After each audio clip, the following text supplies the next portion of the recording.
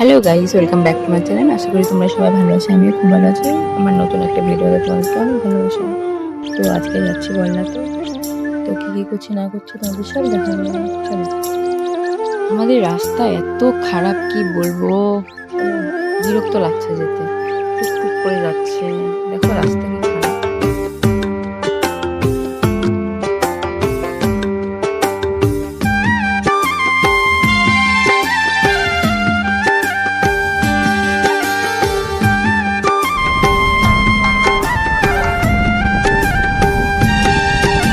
দেখো জমিটা কত সুন্দর লাগছে দেখতে, ধানগুলো সব পেকে গেছে। এত হাওয়া হচ্ছে, কি বলবো, দারুণ হাওয়া হচ্ছে। মনে হয় বৃষ্টি হবে।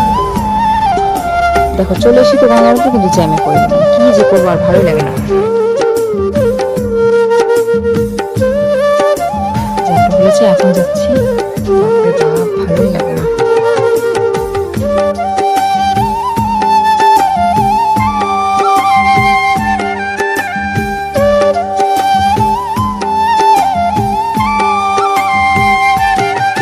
বলতে বলতে বাস স্ট্যান্ডে এসে গেছি, কিন্তু বাস স্ট্যান্ডের ভিডিও আর নিতে পারলাম না।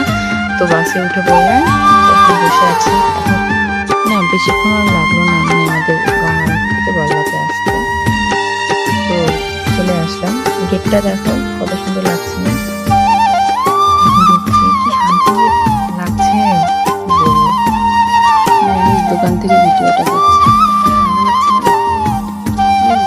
ওইদিকে তো যাইনি, ওইদিকে তো আমি আজকে এত ভিড় ছিল, আর এমনিতে শুক্রবার, তার মধ্যে ছিল অক্ষয় দেখে, ওই কারণে প্রচন্ড ভিড় ছিল, বুঝতেই পারছিলাম না মন্দিরে।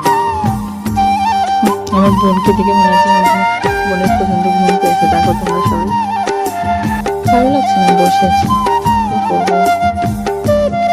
তো যাই হোক, খাওয়া দাওয়া কমপ্লিট হয়ে গেল। তো এখন দেখি একটা ফ্রেন্ড এসছে, ওর সাথে কথা বলে তারপরে ভাবলাম বান্ধবীর সাথে দেখা করবো, কিন্তু ও পুজো দিতে গেছে, কখন আসবে না আসবে। তারপর ওকে আমি বলে দিলাম তখন আমি চলে যাচ্ছি, তুমি আয়। বললো আচ্ছা ঠিক আছে।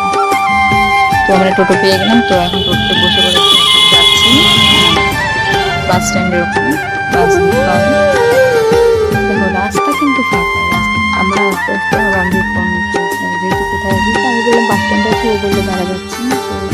তো ওখানে থাকতে থাকতে আমার বান্ধবী চলে আসলো, বান্ধবীর সাথে কথা বলতে বলতে বাস চলে আসলো। তো বাসে উঠে পড়েছি, তো বাড়ির কাছে চলে এসেছি।